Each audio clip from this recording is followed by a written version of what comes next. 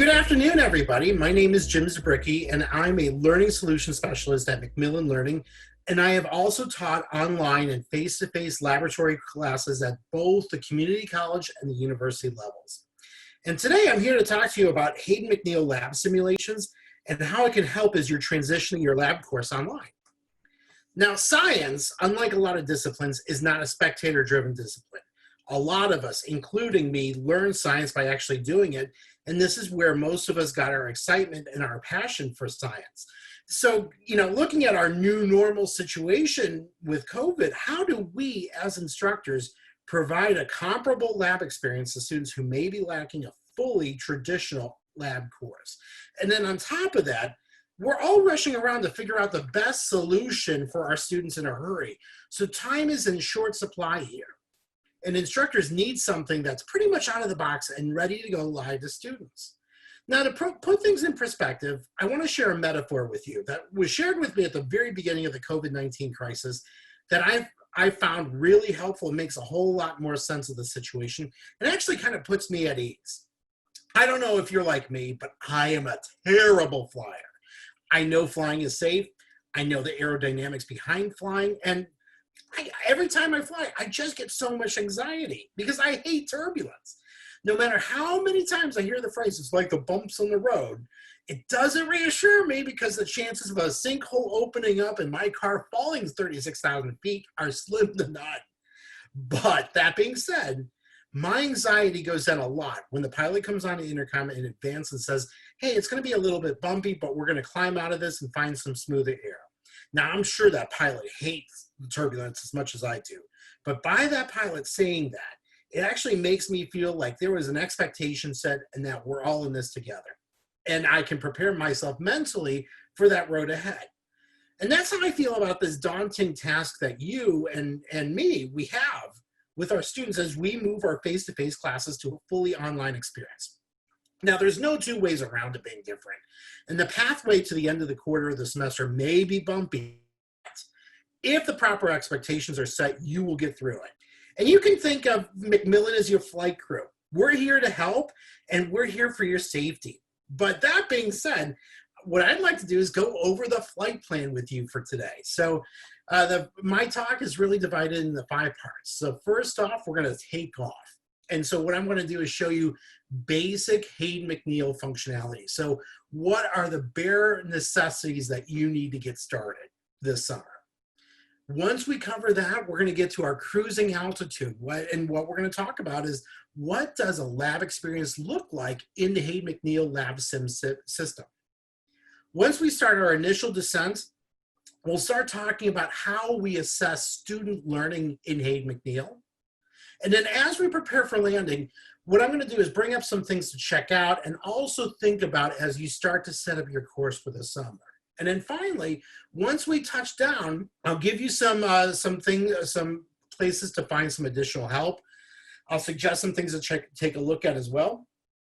So that being said, let's get started. Let's take off.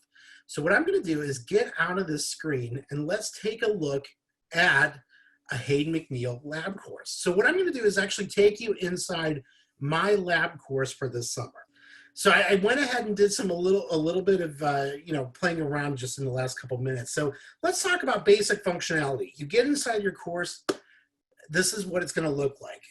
Now for the summer, if you're doing the class tests or you're using lab sims for the summer, your course is going to be delivered to you. So your account should be created by the lab sims team.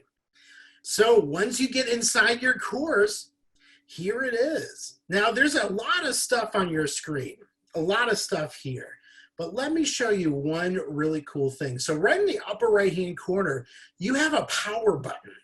And so I accidentally clicked it on before. So what this does is turns editing on and off. So right now editing is on and I can go to any of these links and you'll see an edit drop-down bar, okay? Now, if I go up to this power button and click it off, now I can go in and see the course as it is. So this is without the editing, and I could go into the assignments, the simulations, we're good, okay? Also on the upper right-hand corner, right underneath the power button, you're gonna have a menu bar that says administration. And you've got a whole lot of stuff right here at your disposal. Now, a lot of this you may not end up using. Some of this you may, and we'll talk about we'll go through this a little bit more and talk about what you're going to use and what you're not going to use.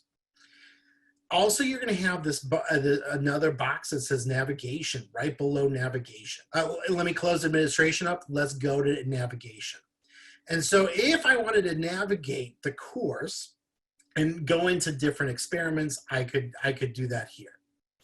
I could also do that from the home page as well. So either way you go, you're fine. Okay. So that's pretty much the basic functionality of the Hayden McNeil system. You're going to have your labs right here in the front of you. And inside each lab, you're going to have, or each folder, you're going to have 3 items. So this is kind of what a normal lab environment would look like for students. So inside the first folder, this Introduction to Lab Simulations, you're going to have 3 assignments. You're going to have Introduction to Lab Simulations, and then right below that, you're going to have a short answer, and then you're going to have a multiple choice assignment. So we'll talk about each of these 3 in a little bit more detail. The first link here, the Introduction to Lab Simulations, this is your lab manual. So if I was to click on this link, this takes you right into the lab manual. And so here, this is where students are going to read the background information about your experiment and then provide any theory that students would need in order to understand the experiment, just like you would for a normal lab experience. Okay. And then as you're going through the experiment, okay, you're once you get down to the bottom of the page, you're going to click on the arrow which takes you to the procedure. So usually there's at least 2 pages. You're going to have 1 page of theory, and then the second page is going to be the experiment. In order to get to the experiment, you're going to click on this big blue box right here, and that takes you directly into the lab sims area. Okay. So what I'm going to do, I've already opened a lab up. And actually, this is a couple things to point out here. The very, very first lab that you're going to have at the top of your screen is the Introduction to Lab Sims. And I strongly, strongly, strongly recommend for you to try this experiment out on your own. It gets you into the program. It gets you acclimated to how the system works, how to drag and drop, pick things up, weigh, or mass stuff out using a balance, pouring liquids. I strongly recommend to do that one. Now, what I've done is go ahead and opened my first experiment, which is molecular mass by freezing point depression. And what I've done is actually opened this up and actually have it on a split screen. And this is another trick that Danielle taught me. This is a really cool trick to have the lab manual opened up on the left-hand side. So that way, when you open up the lab sims, it can be on the right-hand side of your screen. So that way you can look at both at the same time. But for this lab, if I go back to the beginning, here's your theory behind freezing point depression. So students are going to have to be doing some reading here. And eventually it talks about colligative properties. We get into the equation for freezing point depression, finding the difference in temperatures, and then talking about molality. How do we calculate molar mass from molality? So this would be a more traditional theory behind an experiment, like I would be doing in a normal chemistry experiment. Okay. Now, what's really cool is that you have absolute control on the lab manual. So if you don't like the theory that's here, or if I wanted to go off into a different area that's not covered in the theory, absolutely, I can go in and modify this, change this around, edit, add my own stuff if I wanted to. Okay, so what I'm going to do now is go to the next page. Let's go to the procedure. Okay, and I've already opened up on another page the lab sims. So that's on the right-hand side. So let's go inside the laboratory. Now, before I go inside the laboratory, it's going to ask me to select all the PPE, the personal protective equipment that I'm going to need for this lab. So I need to be wearing goggles. I need to be wearing a lab coat, and I need to be wearing gloves. And notice, if I wasn't wearing a lab coat, it's not going to let me enter the lab.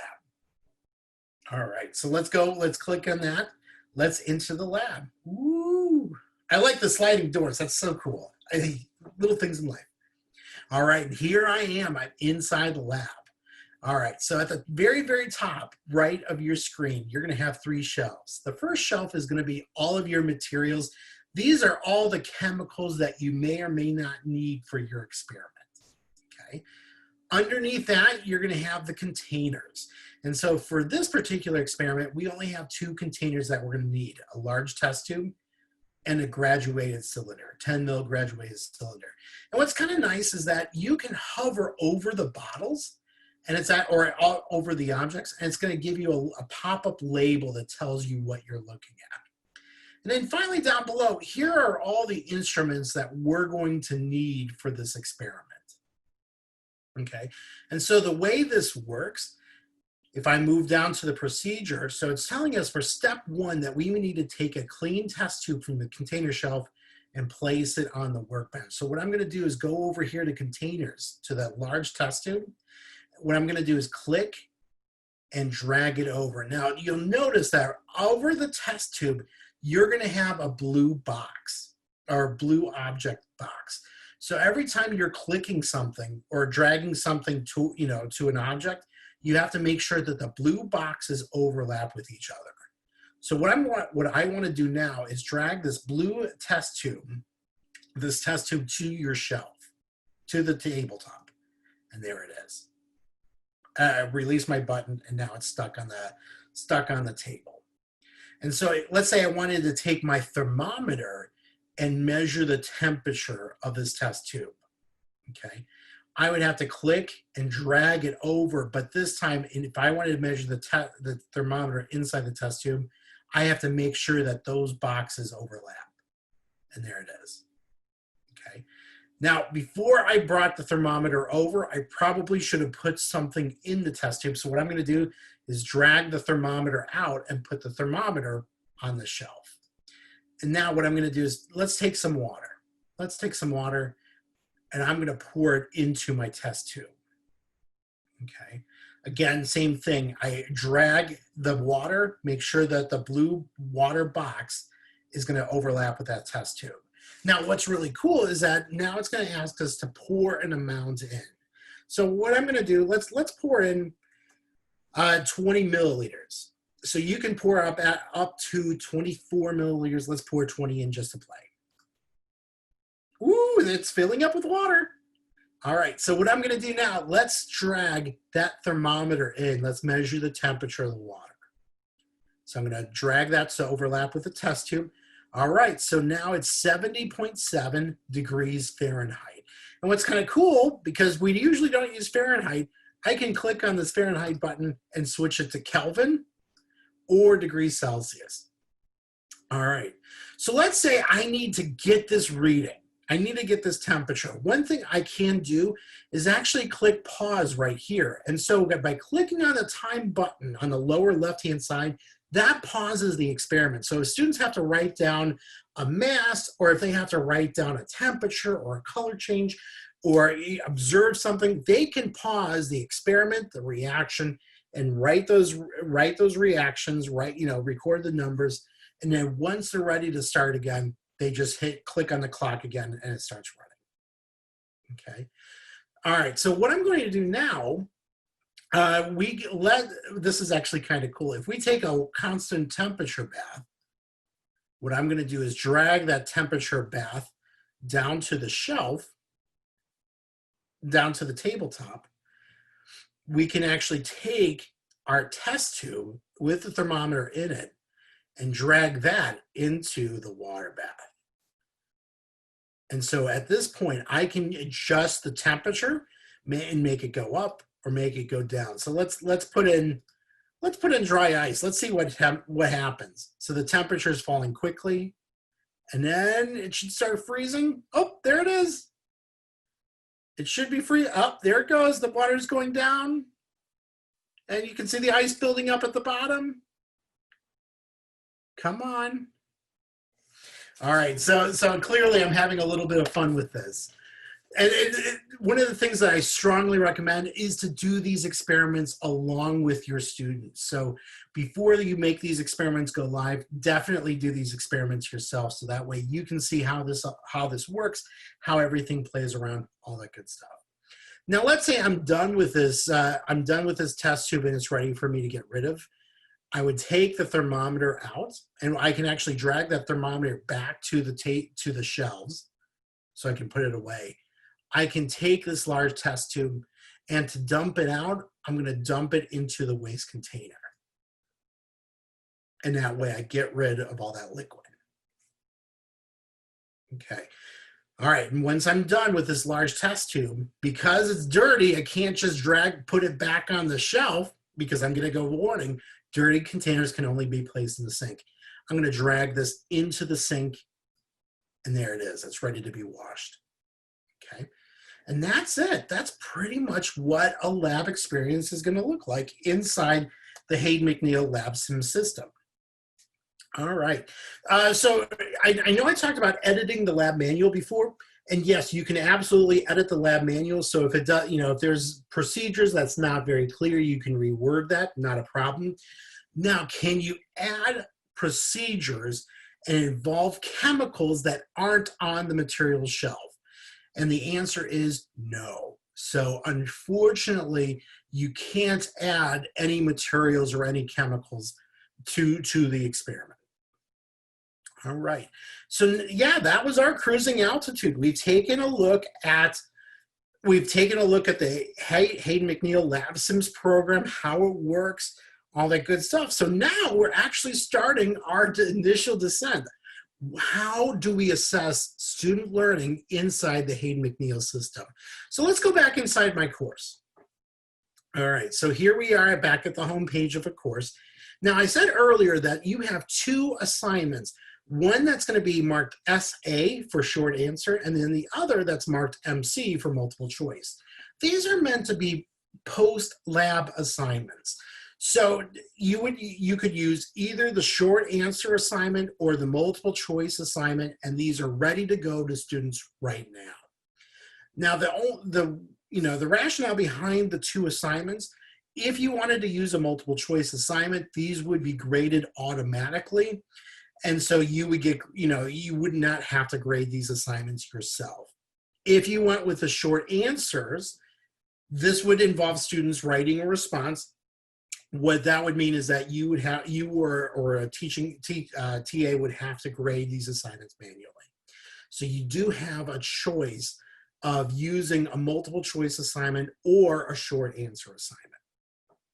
Okay, so what I'm going to do, let's click on the short answer assignment. Let's see what that looks like. Okay, and so by clicking on the screen, you're going to actually see it's saying that I've actually previewed this, and this is still in progress. So what I'm going to do is click continue the last preview so we can see what the assignment's going to look like to students. And here it is. So it's going to give you all of the questions for the assignment. And you can see over here under quiz navigation that there's 8 different questions.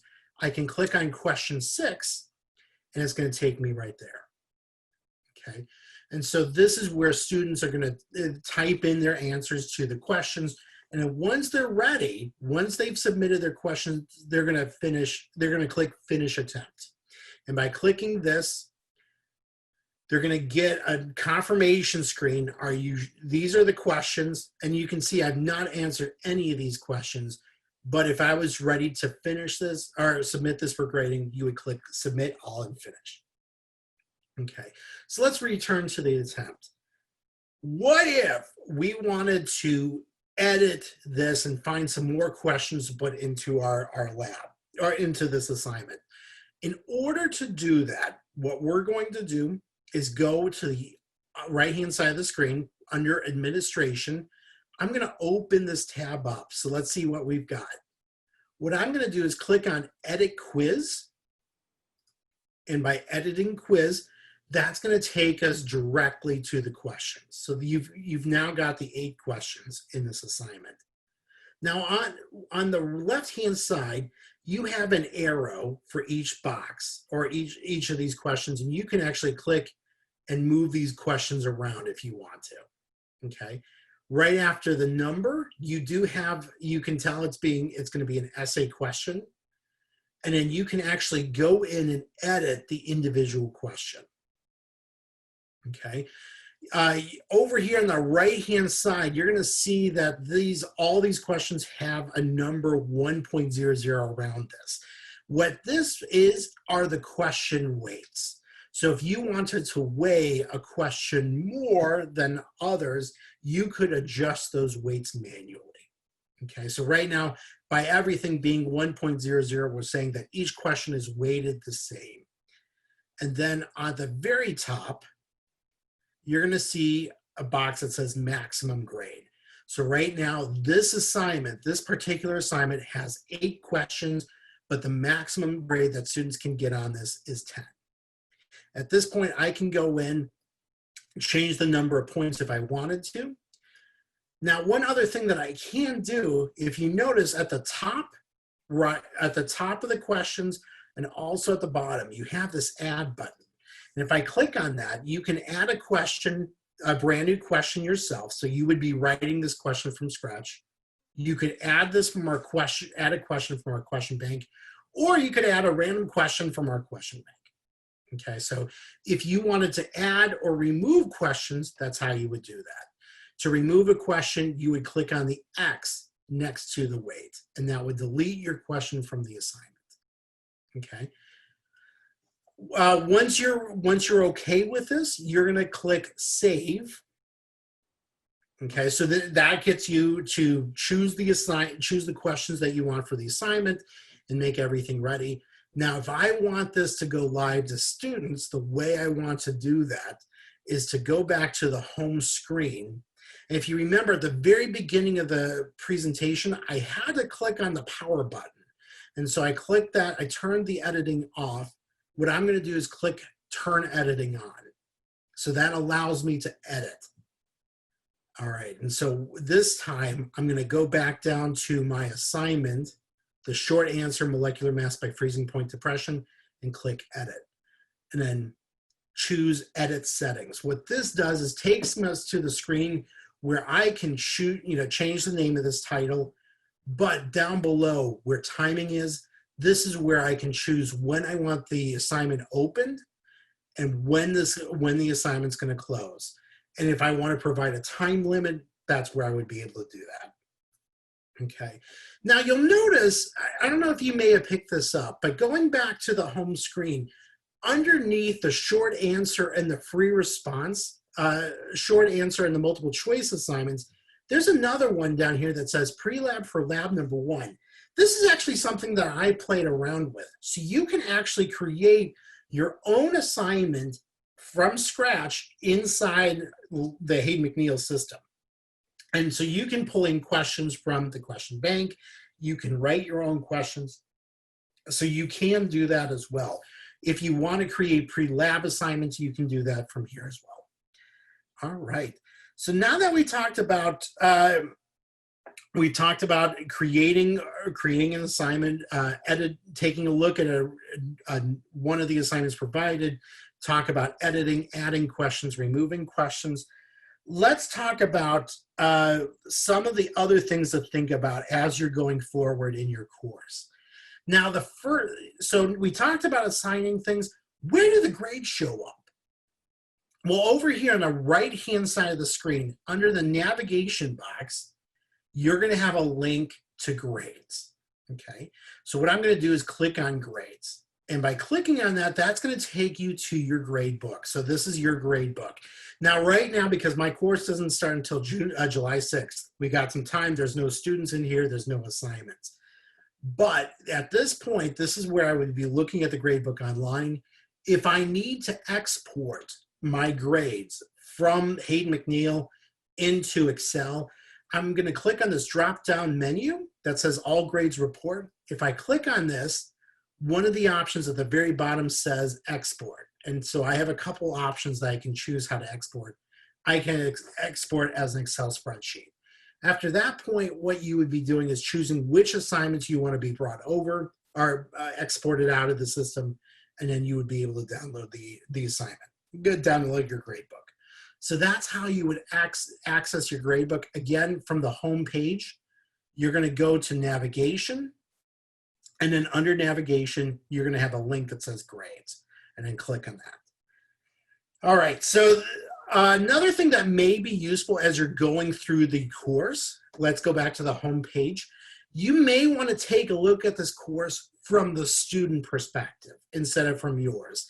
If you want to change the view, what you would do is go up to the upper right-hand corner where my name is. I'm going to click on this, and then at the very bottom, you're going to have switch role to. And if I click on that link, I can see the course either as a teaching assistant or I can see it as a student. So if I ever need to switch my role and see what the course looks like from the student perspective, that's how I would do it. A couple other things to think about. I know I said to try out the Introduction to Lab Sims experiment on your own. I'm gonna pitch this again. Please definitely try out that Lab Sims experiment on your own. But also, any lab that you're thinking about using for the summer or for your course, definitely try out on your own as well. I mean, think about it this way. When you're teaching a lab, you want to make sure that your procedures work.